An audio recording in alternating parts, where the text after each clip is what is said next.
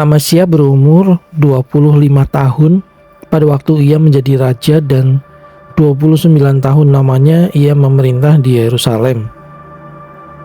Nama ibunya ialah Yoadan dari Yerusalem. Ia melakukan apa yang benar di mata Tuhan, hanya tidak dengan segenap hati. Segera sesudah kuasa kerajaan itu kokoh di tangannya, dibunuhnyalah pegawai-pegawainya yang telah membunuh raja, yaitu ayahnya. Tetapi anak-anak mereka tidak dihukum mati olehnya, melainkan ia bertindak sesuai dengan apa yang tertulis dalam Taurat, yakni kitab Musa, di mana Tuhan telah memberi perintah, janganlah ayah mati karena anaknya, janganlah juga anak mati karena ayahnya, melainkan setiap orang harus mati karena dosanya sendiri.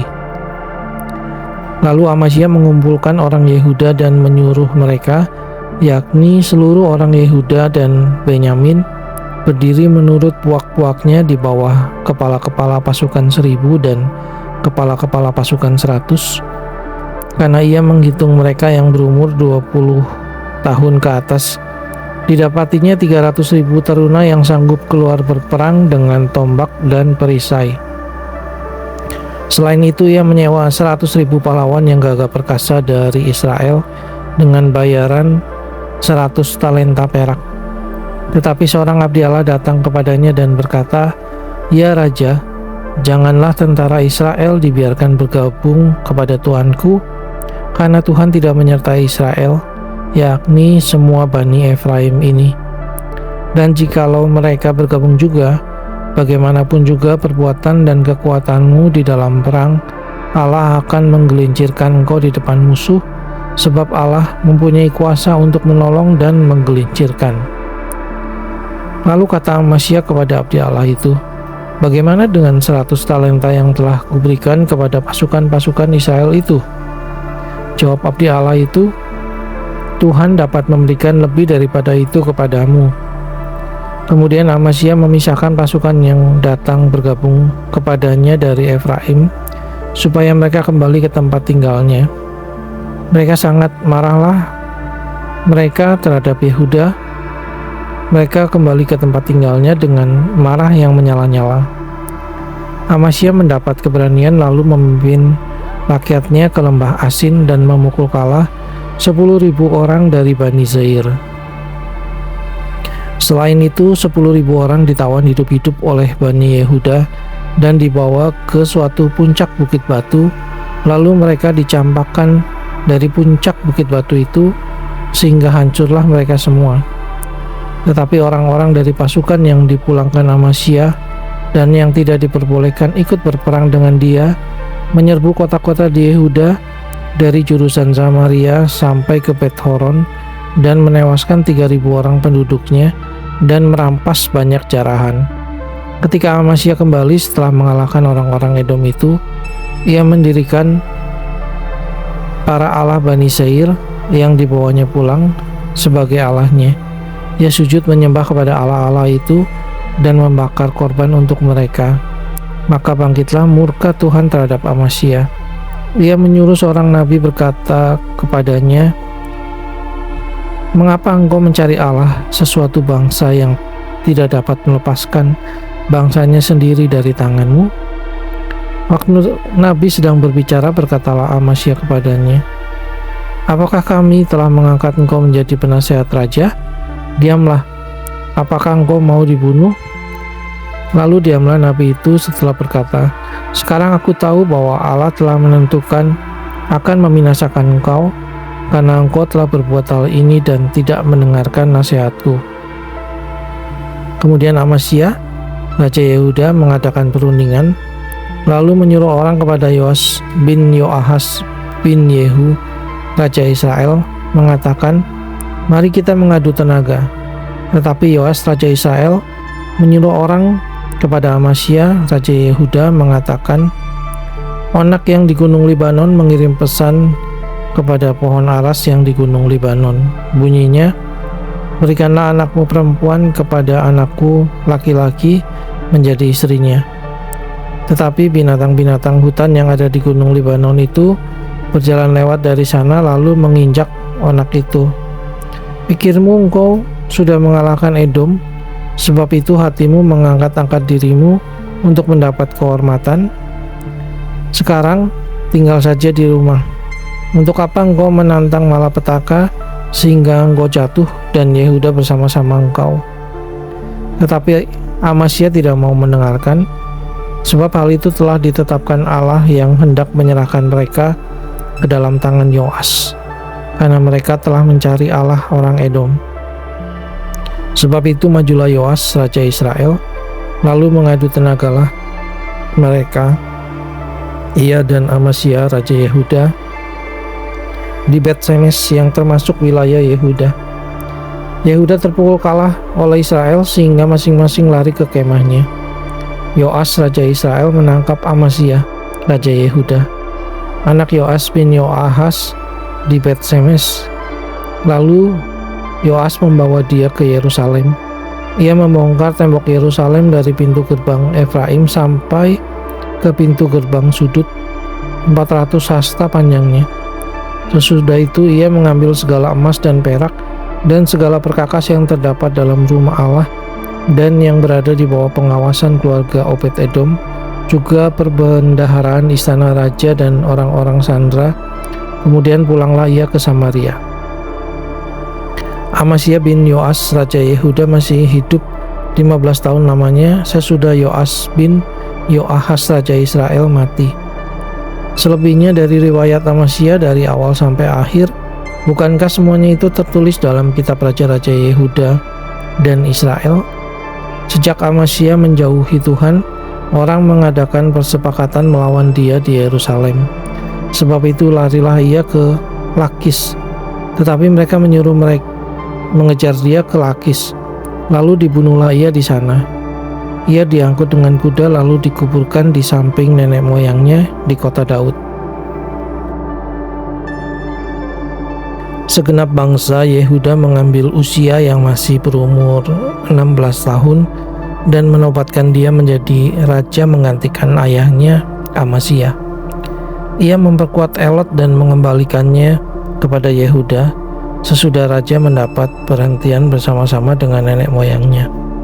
Uzia berumur 16 tahun pada waktu ia menjadi raja, dan 52 tahun lamanya ia memerintah di Yerusalem.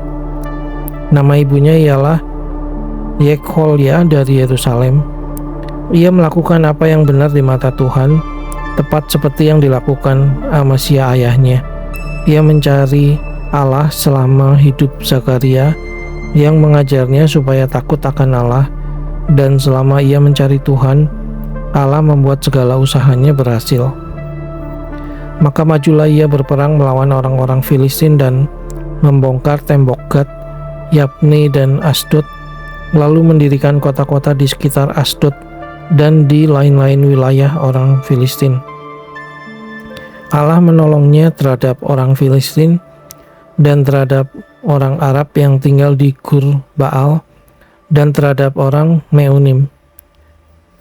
Orang-orang Amon membayar upeti kepada Uzia.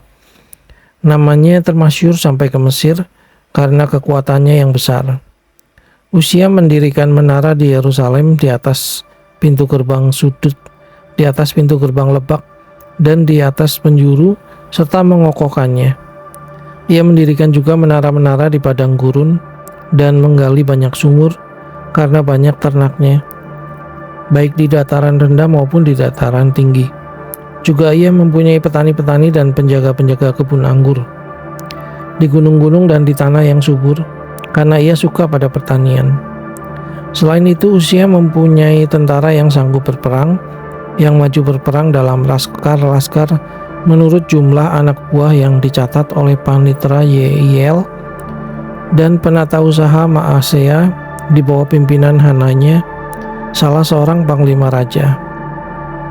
Kepala-kepala puak pahlawan-pahlawan yang gagah perkasa itu seluruhnya berjumlah 2.600 orang.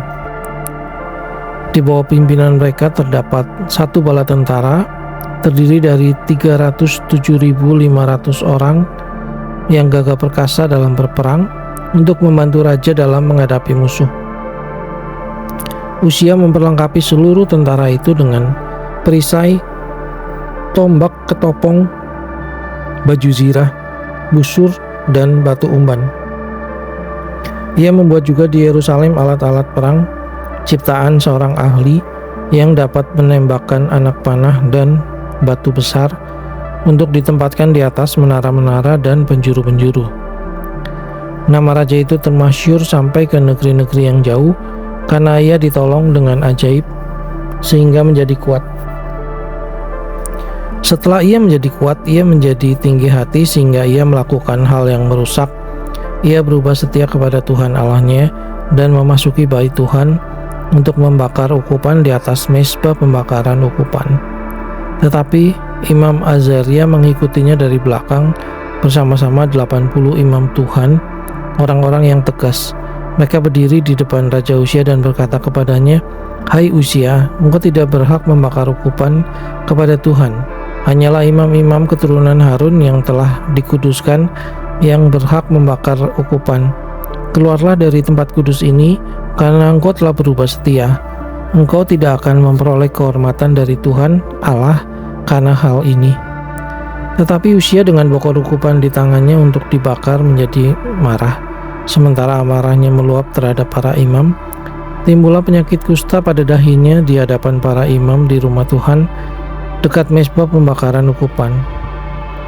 Imam kepala Azaria dan semua imam lainnya memandang kepadanya dan sesungguhnya ia sakit kusta pada dahinya.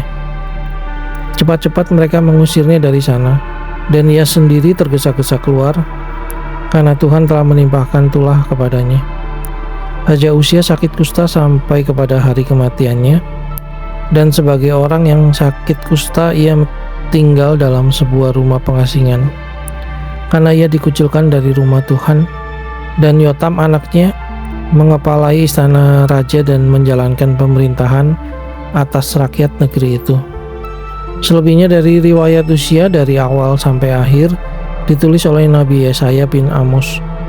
Kemudian Uzia mendapat perhentian bersama-sama dengan nenek moyangnya, dan ia dikuburkan di samping nenek moyangnya di ladang dekat pekuburan raja-raja karena ia berpenyakit kusta, kata orang.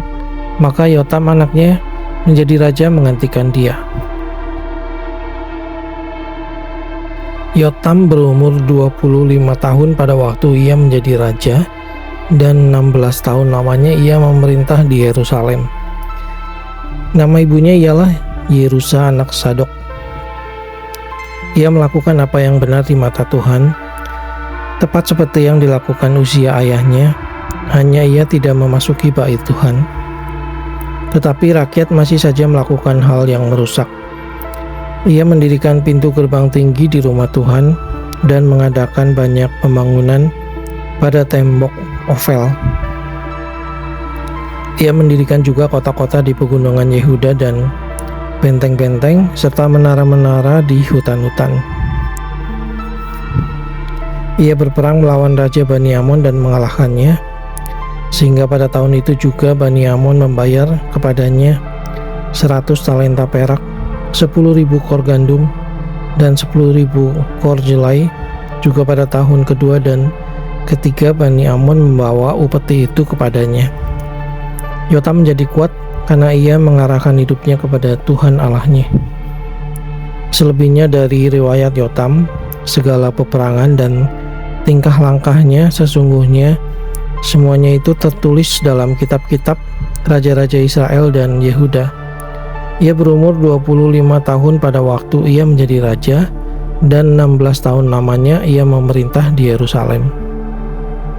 Kemudian Yotam mendapat perhentian bersama-sama nenek moyangnya, dan ia dikuburkan di kota Daud. Maka Ahaz anaknya menjadi raja menggantikan dia. Ahaz berumur 20 tahun pada waktu ia menjadi raja, dan 16 tahun lamanya ia memerintah di Yerusalem. Ia tidak melakukan apa yang benar di mata Tuhan seperti Daud bapa leluhurnya, tetapi ia hidup menurut kelakuan raja-raja Israel. Bahkan ia membuat patung-patung tuangan untuk para Baal. Ia membakar juga korban di Lebak Ben Hinnom dan membakar anak-anaknya sebagai korban dalam api, sesuai dengan perbuatan keji bangsa-bangsa yang telah dihalaukan Tuhan dari depan orang Israel. Ia mempersembahkan dan membakar korban di bukit-bukit pengorbanan dan di atas tempat-tempat yang tinggi dan di bawah setiap pohon yang rimbun. Sebab itu Tuhan Allahnya menyerahkannya ke dalam tangan raja orang Aram. Mereka mengalahkan dia dan menawan banyak orang daripadanya yang diangkut ke Damsyik. Kemudian ia diserahkan pula ke dalam tangan raja Israel dan mengalami kekalahan yang besar. Sebab dalam sehari Pekah bin Remalia menewaskan di Yehuda 120.000 orang, semuanya orang-orang yang tangkas, oleh karena mereka telah meninggalkan Tuhan, Allah nenek moyang mereka. Dan Zikri pahlawan dari Efraim membunuh Maasea anak raja, Azrikam kepala istana, dan Elkana orang kedua di bawah raja. Orang Israel menawan dari saudara-saudaranya 200.000 orang, yakni perempuan-perempuan serta anak-anak lelaki dan anak-anak perempuan. Mereka merampas juga banyak harta milik daripada orang-orang itu dan membawa rampasan itu ke Samaria. Tetapi di sana ada seorang nabi Tuhan yang bernama Oded. Ia pergi menemui tentara yang pulang ke Samaria dan berkata kepada mereka, "Lihatlah, karena kehangatan murkanya kepada Yehuda, Tuhan Allah nenek moyangmu menyerahkan mereka ke dalam tanganmu, dan kamu telah mengadakan pembunuhan di antara mereka dengan kegeraman yang sampai ke langit. Dan sekarang kamu bermaksud menaklukkan orang Yehuda dan Yerusalem menjadi hambamu laki-laki dan perempuan. Tidak adakah pada kamu sendiri kesalahan yang besar terhadap Tuhan Allahmu? Maka sekarang dengarkanlah kataku ini. Kembalikanlah orang-orang yang kamu tawan dari saudara-saudaramu itu, karena murka Allah menyala-nyala terhadap kamu." Lalu bangkitlah beberapa pemimpin Bani Efraim, yakni Azaria bin Yohanan, Berekia bin Mesilemot, Yehezkia bin Salum, dan Amasa bin Hadlai, menghadapi orang-orang yang pulang dari perang, dan berkata kepada mereka, "Jangan bawa tawanan-tawanan itu kemari, sebab maksudmu itu menjadikan kita bersalah terhadap Tuhan dan menambah dosa dan kesalahan kita. Sudah cukup besar kesalahan kita dan murka yang menyala-nyala telah menimpa Israel."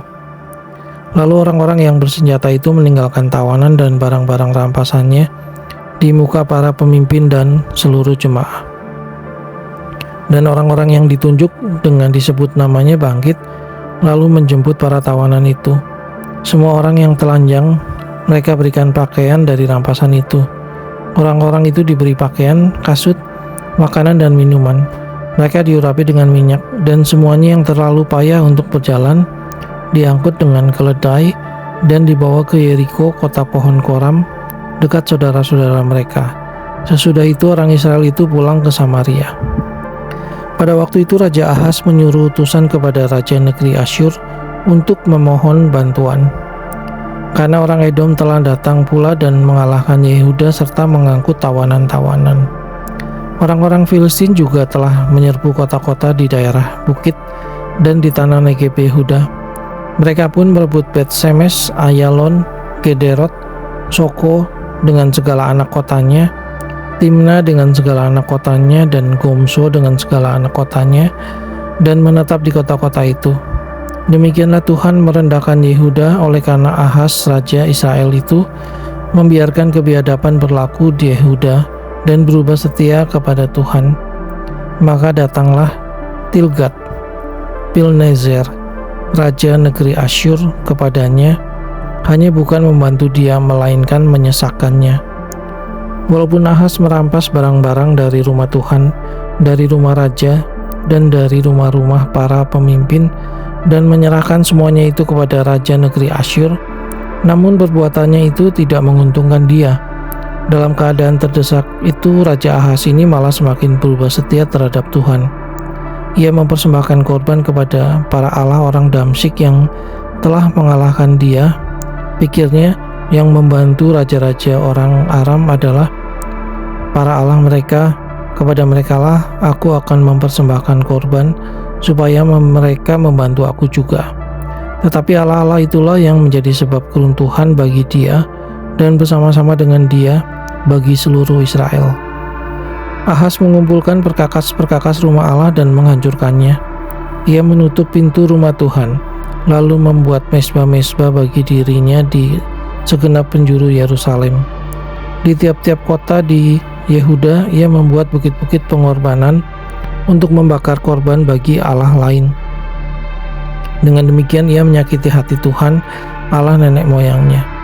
Selebihnya dari riwayatnya dan seluruh tingkah langkahnya dari awal sampai akhir, sesungguhnya semuanya itu tertulis dalam kitab raja-raja Yehuda dan Israel. Kemudian Ahaz mendapat perhentian bersama-sama dengan nenek moyangnya dan dikuburkan di dalam kota di Yerusalem, tetapi ia tidak dibawa ke pekuburan raja-raja Israel. Maka Hizkia anaknya menjadi raja menggantikan dia.